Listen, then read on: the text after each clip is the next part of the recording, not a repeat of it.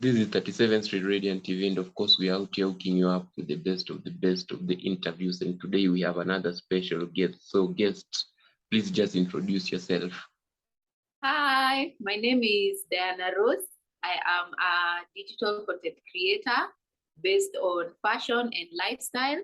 I am in Nairobi. I am also a fashion stylist and a personal shopper. And yeah, that's basically it. So, all these things you've talked about, content creator, fashion, lifestyle, and stylist, you said also personal shopper. What came first? What came first actually was my thrifting shop on Instagram.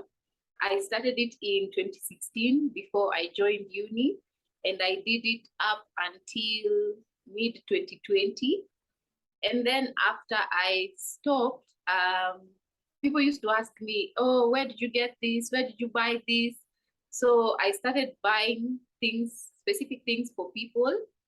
That's when personal shopping started, and after the thrift shop. And then styling was when a friend of mine came to me and told me they wanted a specific outfit for an event. And that's when I started styling. And from then, it's just been a roller coaster, but I love it. It's what I love doing. I love dressing people up and making them feel pretty and fancy, sophisticated. So, yeah, thrifting started, then personal shopping, and then styling. So, you said you started after high school. So, I just want to know what was the inspiration behind it? Wow, were you like very serious about it, or you are just doing it because you have finished school and you are idle, you want to just get busy? What was the inspiration behind it? So the inspiration behind it, I actually started in 2016. I finished high school in 2014. I had joined KCA University doing accounts. And then when I left KCA, I was very, very broke. I won't lie. I was very, very broke. So I started thrifting as a way of making money to do basic things, because then I was about 19. So really, my mind wasn't mature enough to know what I wanted to do with the money. So I just, most of the time, I used to buy the outfits, sell them, use them to buy stuff like clothes for myself or like makeup. So yeah, I started because I needed the money. These things that you're talking about, are these things that you the interest grew as you are an adult, or it's something that you had already pictured yourself doing even as a little kid? Honestly, no, I didn't picture myself doing this when I was a little kid. Because even in uni, I did something very different from fashion and style. But as I grew older, I think like people around me used to say, you really should consider career in fashion. You should consider, doing styling, personal shopping for people because you have a good eye. But for me, I always wanted to go corporate and like do an office job or something. But since I graduated, I have done a few office jobs, and I'm not gonna lie, they were not my thing. But doing fashion, I think it grew in my mind more and more, because even in uni, I would go so dressed up in some days, and people would wonder, okay, is there an occasion in school today, or what is happening? Yeah. So I think it grew in me as an adult. That's why I've become more and more in love with it. And yeah, I've managed to find my audience, which is still growing, and I'm glad about that. What you're doing needs a level of skill. So I just want to know if maybe somebody taught you, how did you get to this level? Like maybe you talked to some industry players, they gave you some nuggets of wisdom, or you just fumbled on your own until today you are here. Okay. So I think I'm still fumbling on my own. I taught myself from the school of YouTube. and a lot of research, because you can't really rely on your mind, because fashion is always evolving, it's always growing, it's always going back to the day, but still a step or two forward. So you have to always research and know what is in right now, what would fit your client. Because yeah, I might be able to know how to dress my body, but I also have to know how to dress other people, like men, plus size, normal size. So basically, a lot of research has gone into it. I haven't talked to any stylist or personal shopper in the game already.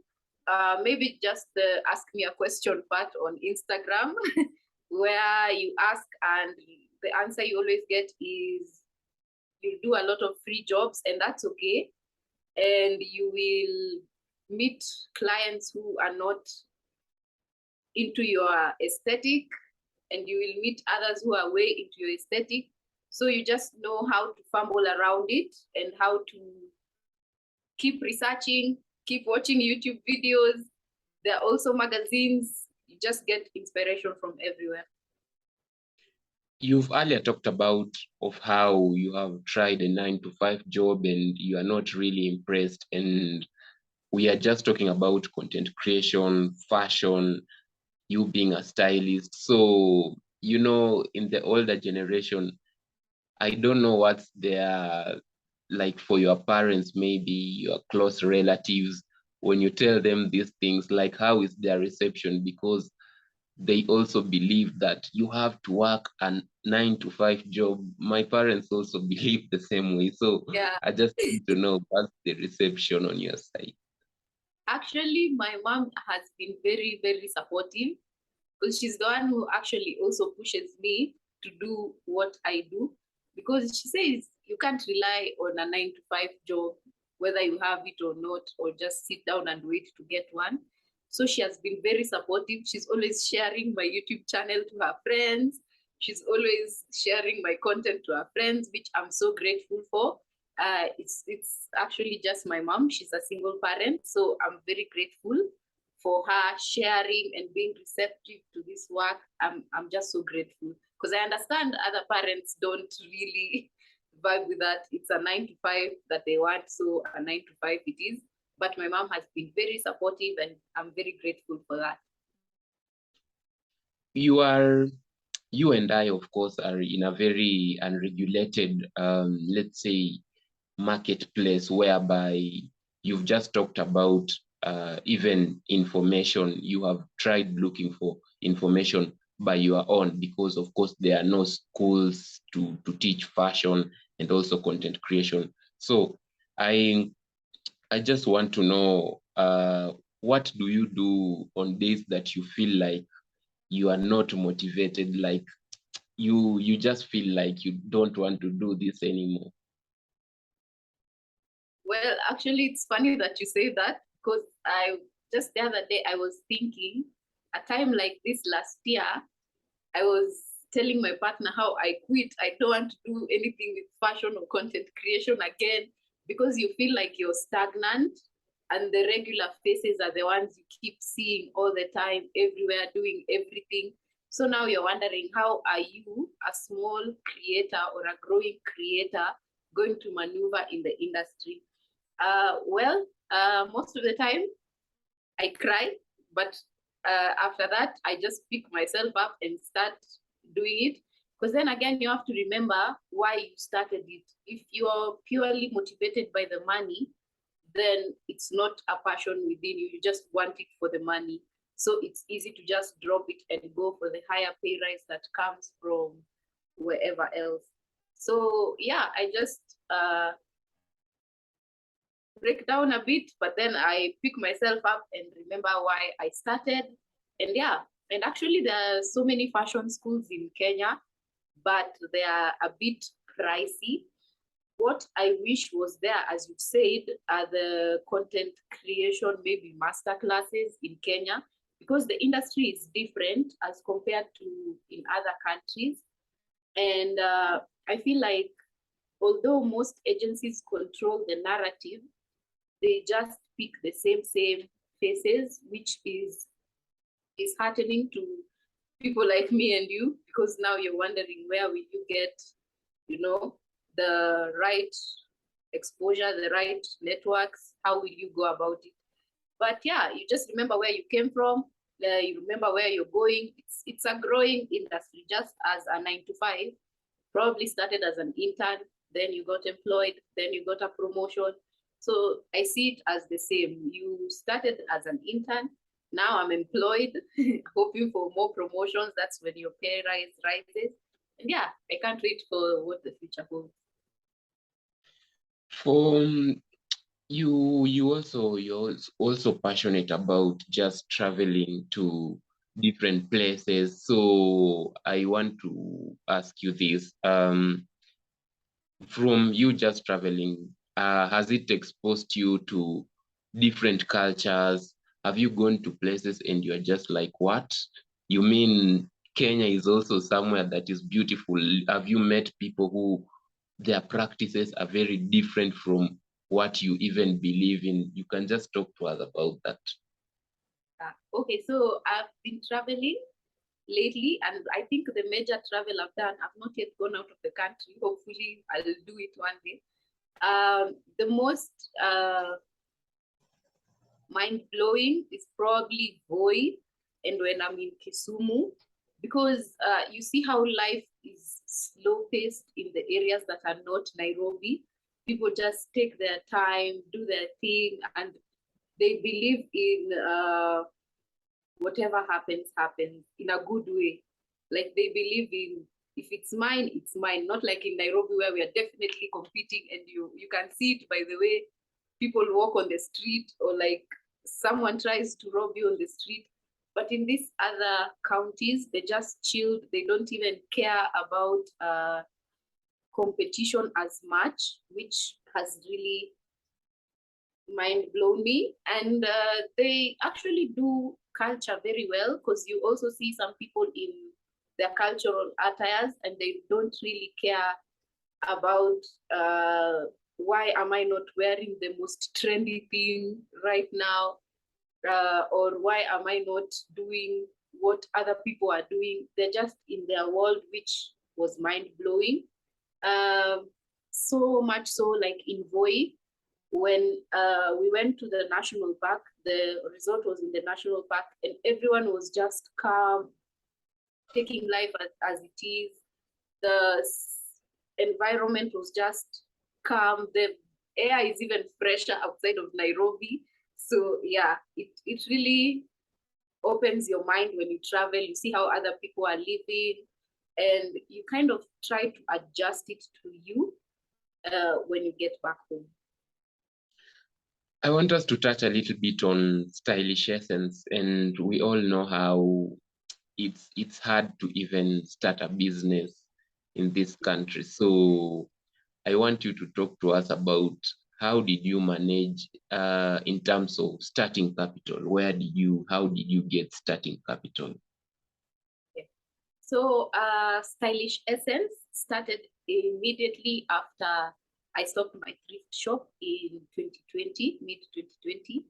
And I got the help of my partner, who is also a brand strategist and a designer.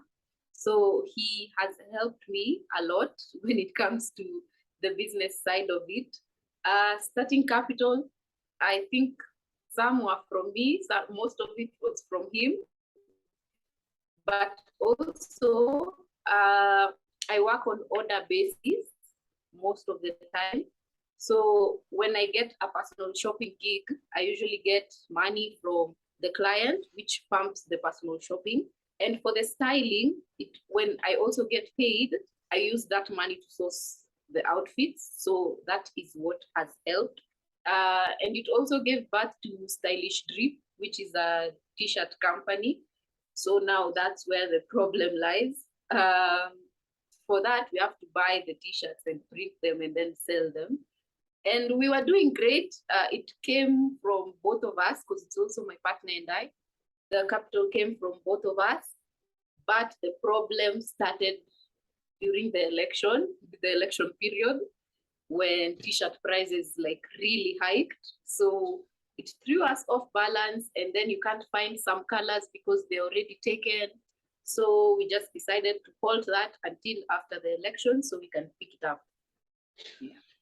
Now you've talked about t-shirts, and it's usually a very, very flooded market. So how did you even get courage? Because if the market is very flooded, it means there is very high competition. So what really gave you the courage to even do something like that?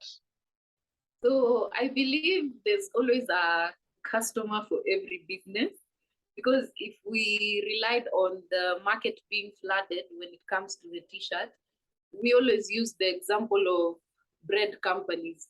There are so many different brands of bread in supermarkets.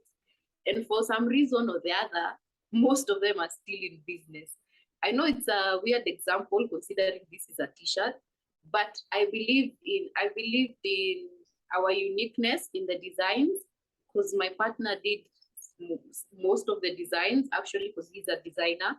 I believe in his designs. I've not seen them anywhere else at the moment, because I feel like the uniqueness is what is pushing us more into the business. And we are targeting a specific young millennial audience. So it's not for everyone, but it's also for everyone. Yeah. I want to know, you've talked about doing accounting, content creation. So for you, like in future, where do you see yourself? Are you seeing yourself maybe just picking your accounting document and looking for a job in future, or are you seeing yourself still sticking to entrepreneurship or content creation? Like for you, when you sit down and imagine of a 40, 50-year-old you, what will you be doing? Okay, so for accounting, I left it. I didn't finish, but I joined Riara University and I did international relations and diplomacy. So if I see myself a 40-year-old me or a 50-year-old me, I think I will go back to being a humanitarian. I'm already a volunteer at Kenya Red Cross Society. So hopefully I'll be able to merge humanitarianism and fashion together, probably be helping the vulnerable people in the community, like the refugees, the internally displaced, women and children who are vulnerable and susceptible to more violence. Probably I'll be teaching them how to start businesses in fashion, or like we will be doing content creation with brands and merge fashion, humanitarianism, and content creation together by probably doing fashion shows in the slums or in IDP areas or in refugee camps, which will help raise money for them. And these collections won't be mine. They will probably be for the ladies so that they can build their own brands and also build their own communities, maybe remove them from the refugee camps and the IDPs and the slums. So yeah, I'm seeing myself as a humanitarian who is also into fashion, probably a few collections as a designer if I go to fashion school. And yeah, I'll still do content a little bit, but it will probably change to family content, because I'm seeing myself as a family person in the future. The fashion will still be there because I do not want to look dated. So yeah, I think I'll still be doing everything in an umbrella. As we are finishing up, I want you to talk about things in your life, what you have accomplished that you view as achievements. Maybe you met somebody, you traveled somewhere that you really view as an achievement. Just talk to us about that. Okay, so I think I have a lot to be grateful for. I've worked with a lot of brands, and I'm grateful that I started getting paid. You know, when you first start, the payment is a bit, you're new, we want to see what you do. Yeah. So I'm grateful I have worked with Kenya Safari Lodges and Hotels. They took me to Voi Safari Lodge and I did their Easter campaign. I'm grateful to have personal shopped and styled for Miss Ivy Namu, who is Willis Raburu's wife. That one was just mind-blowing. I am grateful. I've also worked with Yaga Kenya for a Facebook campaign. And the most impactful two campaigns that I am really in love with and that pushed me out of my comfort zone were the peaceful election campaigns, one which is ongoing and the other which we finished. I really felt like that pushed me out of the fashion and lifestyle phase and allowed me to give a voice of my humanitarian side to the people, because we all want peaceful elections at the end of the day, especially us young people who have businesses that have started, businesses that have halted during the election. So we don't want the whole thing to continue after, plus the economy is just crazy right now. So yeah, I think those three, and all the birthday shoots I've done for people. And the recent one, the personal shopping for festive bread, that was amazing. I was a shopping assistant. It's a small role, but it's huge to me. So yeah, I think those are the mind-blowing ones for now. Yeah, I want you to also share with guys the lessons that you have learned from your journey. So let's say somebody just wants to start out in this entrepreneurship, they want to start out in content creation and work with some corporates, like just how you have mentioned some corporates. So what should they do? How should they move? What should they maybe avoid? What should they be doing on a daily basis? You can just share that as we are finishing up. Okay, so for content creation, I'd say, in as much as we are not advocating for working for exposure, at some point you're going to have to do a few jobs for people to know what you're capable of, and that will also add to your media kit. So yeah, it's not ideal, but it's necessary, because no one will also give you a job out of nowhere without seeing what you are capable of doing. Also find a niche and a voice. Don't copy what other creators are doing. Do what is special to you. Like for me, fashion, I try to show ladies who are built like me, like the same plus size body like me, what to wear, what not to wear, what is good for your body, blah, blah, blah. So if I started copying slimmer or slender or petite creators, I wouldn't be true to who I am. So be true to who you are and don't give up. Start from where you are. Don't wait for that iPhone. Don't wait for that 16-inch ring light if it even exists. Don't just wait for perfection. Perfection comes as you go. It's a it's a step. You just don't wake up and be perfect. You have to learn the craft and the skill. For styling, you're going to do a lot of styling gigs. Do it even for free, as long as you're adding to your portfolio. But also, when you realize your worth, start charging according to your worth. Don't just do everything for free. And if you can't afford it, it's fine. Just say it. If you can't meet the deadline, also just say it. Because there are people who come to you at 8 a.m. in the morning and they want you to deliver by 2 p.m. If you know you're not able to do that, don't force yourself. It's better to stand down than to give out a bad job. That's my mantra. I'd rather just sit this one out instead of giving you something very bad and bogus. So yeah, if you feel like a 9 to 5 is not your thing, first of all, try to incorporate and talk to your parent about it. Don't just make decisions out of the blue, because also sometimes it's not your choice. It depends on where you've been employed. Don't beat yourself down, because for some people entrepreneurship is it, for some it's not, and you're okay in the 9 to 5. That's also okay. If you feel like content is not your thing, it's also okay. You don't have to force it. Just do something you love. Once you do something you love, it will be easy to always deliver, even on the days that you really don't feel like delivering. So yeah, that's what I'd say. Thank you so much for giving me your time. I wish you all the best. Thank you so much. Thank you for having me. I hope you have a lovely day.